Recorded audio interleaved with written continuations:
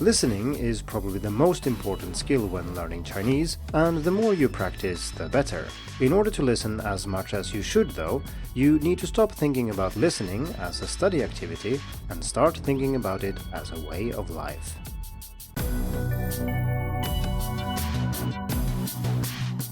Hello and welcome to the Hacking Chinese podcast. In this week's episode, I'm going to share with you some tips, tricks, and strategies for how to increase the amount of Chinese you listen to. And like I said in the introduction, listening is very important, and the best way to get better at listening is to listen more. This is not very surprising in itself, but most students I talk to don't spend anywhere near as much time on listening as they should. Most listen to their teacher in class, maybe they listen to exercises in the book now and then, and maybe the most ambitious listen to a podcast or two. But this is nowhere near how much you should listen if you as a beginner want to learn Chinese quickly, or if you're a more advanced student and want to level up your Chinese.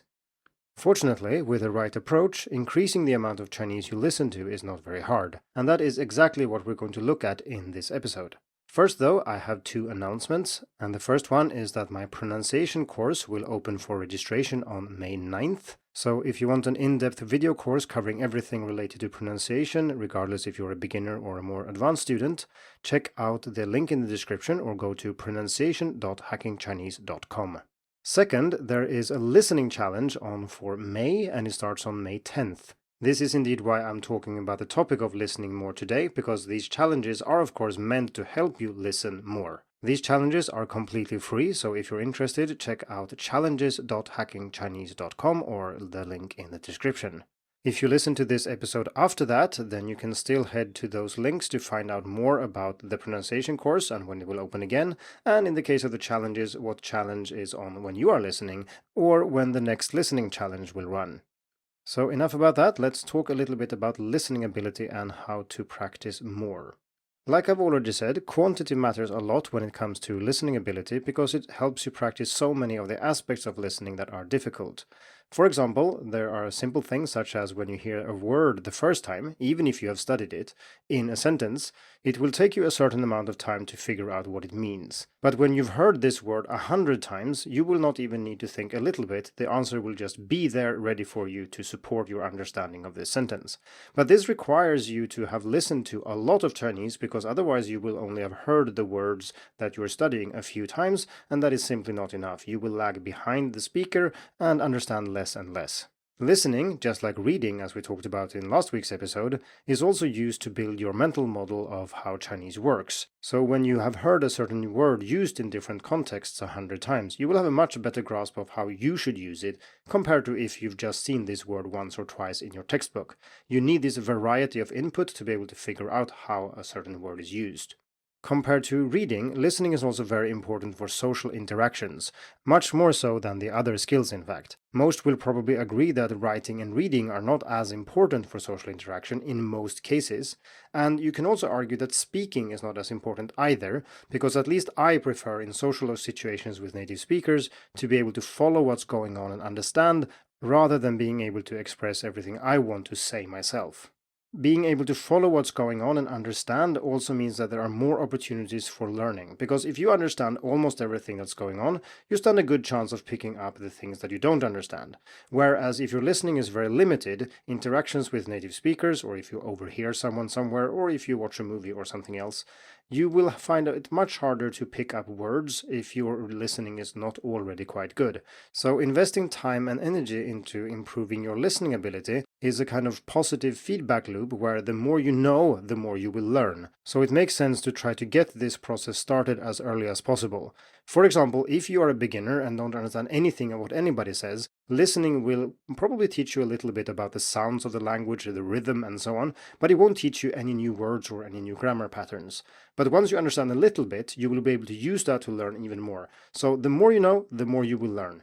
So therefore it matters to talk about how to listen as much as possible. And I'm not going to talk too much about what to listen to here because we have discussed that elsewhere, and I will put links in the description if you are interested.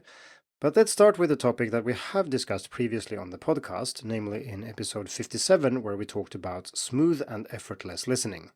The basic idea here is that if you want to listen a lot, you need to make it really easy to listen. So let me ask you a question and we'll see how easy it is for you. If you at this very second wanted to practice your Chinese listening ability, how long would it take you? And this is a real question, so try to give an answer here. How long would it take? Naturally, since you are listening to this podcast, you are probably having earphones, you probably have your phone and so on, and you are already in some kind of listening mode. So the answer here is not going to be very representative of your normal answer. So what you should do is to ask yourself this question throughout a normal day.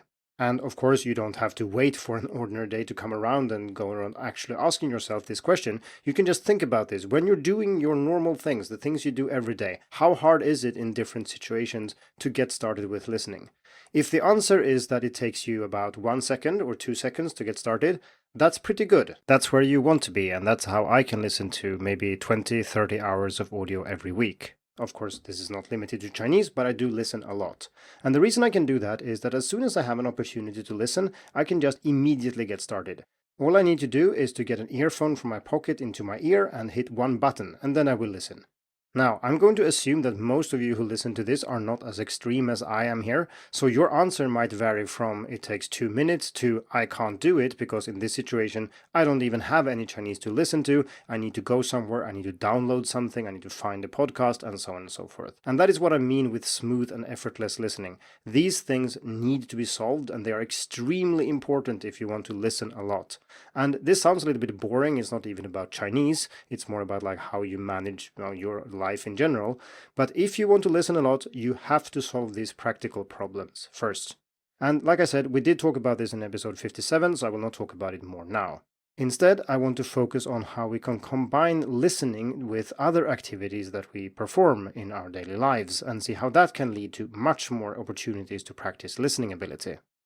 This is related to what we talked about in episode 86 of the podcast when we talked about time quality, and we saw that even if you might not be able to do anything you want with a certain time slot, for example, you might be on a bus or you might be driving, there are still some things you can do so this time has a certain quality even if it isn't perfect. And listening here is a very good example because it's possible to combine listening with a lot of things.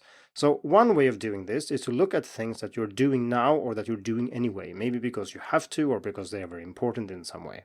So let's look at 3 separate examples here.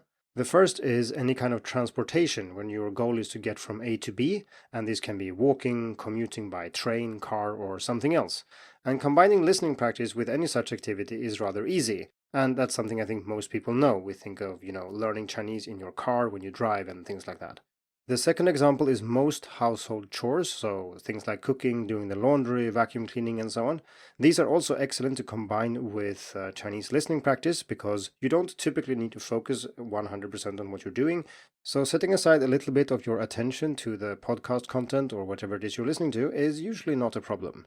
The third example is waiting, and depending of course on what kind of life you have, you might wait a lot or you might not wait that much. But when I say waiting here, I mean things like waiting for a bus, a train, a friend, a coworker who's supposed to do something, or your computer while it's compiling code or rendering a video, and anything where the main thing that you're doing is paused and you're supposed to wait for something to finish while you can do something else.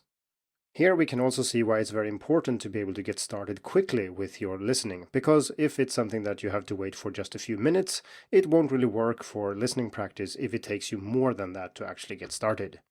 Naturally, it is a bit difficult to try to add up the amount of time you spend on these 3 types of activities over a week, but I think I spend at least 20 to 25 hours doing things like this in a normal week. And if I filled all of that with Chinese, well, that would be 25 hours of Chinese listening, which is awesome. Naturally, that's not how it works. Many of these time slots are not really available and it's too complicated, or you are distracted, or you do other things, or you're just tired and want a little bit of a break. But still, even if I only made use of half this time for Chinese listening practice, I would still be able to listen 10 hours a week, and that's nothing to scoff at. Personally, I would say that I get most of my listening done when combining listening with these types of activities. Beyond this, I do other things that I don't really have to do and combine those with Chinese listening as well, and that's what we're going to look at now. Most of us, I think, have things we think we ought to do but that we don't do enough of, and we feel a certain amount of reluctance when we think about these activities, and that's why we don't do them. Listening to more Chinese is probably one of these things. It might not be something you dislike, but if you don't feel the slightest reluctance and this is something you'd gladly do all the time, then I think you're not listening to the right podcast episode because obviously you're already spending all the time you have listening. Now, the strategy that I want to share with you here might sound a little bit counterintuitive, but it actually works, and that is to combine two things you're reluctant to do and get them both done at the same time.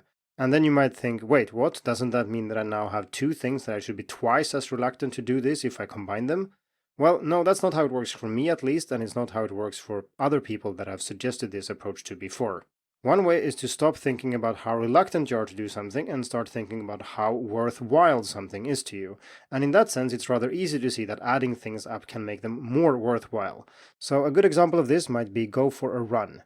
If you're not already in the habit of running a lot, you might think that this is something that you have certain reluctance towards and it doesn't feel that worthwhile to do. I mean, it's not that interesting after all, right? And that's roughly what you feel about Chinese listening practice too. But if you go out and run and then listen to Chinese while you are running, then the whole activity combined is actually quite worthwhile because of course you get both benefits at once, but your reluctance might actually not be that much higher to do both things at once. Personally, this is one of the most important reasons that I listen a lot because I also run about 50k every week, and that means that I get to listen to quite a lot while I'm out. This is of course not limited to physical exercise, it can be anything really, such as tidying up your desk or fixing something in your house or apartment you've been putting up for a while. And if you think about it, it doesn't even have to be something you're reluctant to do, it could be something that you want to do but you don't think you have time for, or maybe you don't think it's motivated to invest as much time in it, such as some kind of hobby, maybe it's knitting, maybe it's computer games, maybe it's Rubik's Cube, maybe it's something else, where you could combine the activity with listening. And if you don't combine it with Chinese listening practice, you might feel that this is not an activity you can spend too much time on, because it is after all just for pleasure and you have so many other things you should do instead. But if you combine it with something else you also should do, such as listening more, then you can actually spend more time doing the things you love to do, while you also get some other benefit of it, making it easier to motivate to invest so much time into this activity. I think it should be clear now what I meant when I said that you should regard listening as a way of life rather than an activity that you schedule, something to study. Because if you do it right, you will be able to combine it with so many other things that you do in life, and listening will kind of run as a parallel thread to everything else that you do.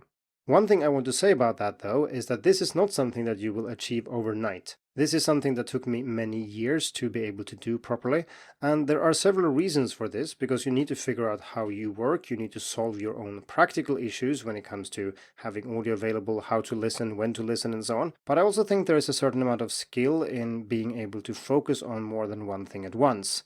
And when I say this to people normally, many people ask, how can you do X while also listening to Y? And the answer is that I couldn't do that very well in the beginning, but it's something I've been able to practice and learn over the years. So even if you try this out and you feel that, no, I can never listen and run at the same time, or I can't cook and listen to Chinese at the same time, then give it some more time. Maybe you need to adjust what you're listening to, because obviously if you're listening to something that is very complicated while also performing a task that is rather complicated, say cooking, that is going to be more problematic than combining it with running, which doesn't require much concentration at all. So make sure you experiment with different kinds of audio and different activities. For example, it could be that old audio that you've already listened to for some reason works really well with some activities, but when it comes to complex or new audio, then you need to restrict that to situations where you have time of a higher quality, such as when you are on a commute or do some simpler activity that doesn't require as much of your attention. I think the best way to improve something in general is to be aware of where you are right now and then try to gradually improve from there. So, how much Chinese are you listening to right now? Say you're listening to 2 hours of Chinese every week. Could you expand that to 3 maybe? Let's say you're studying a little bit more, maybe you spend 1 hour a day on listening right now. Could you expand that to an hour and 20 minutes? Are there some activities you could maybe combine with listening to Chinese to achieve those extra 20 minutes per day? A good structure for this is the listening challenge, of course, because the whole purpose there is to encourage you to listen more. And you can do that within one challenge. So for example, you try to listen more today than you did yesterday, and then the goal would be to have more listening on day 5 of the challenge than day 1, and more on day 15 than day 10, and so on and so forth. And then gradually throughout the challenge, you will listen more and more per day. You can also see it as a more long-term thing. How much are you able to listen to this challenge? And then when the next listening challenge comes around in 4 months, how much are you able to listen to then? Maybe you have been able to add a significant amount of listening because you've worked up routines for how to do this, you've eliminated practical obstacles, and you have also followed the advice I've given in this episode and looked at the activities that you engage in and figured out ways to combine those with more Chinese listening practice. Good luck and see you in May's listening challenge. Thank you for tuning in to the Hacking Chinese podcast. If you like this episode, please share it. More information and inspiration about learning and teaching Chinese can be found at hackingchinese.com. See you in the next episode, and until then, good luck with your studies.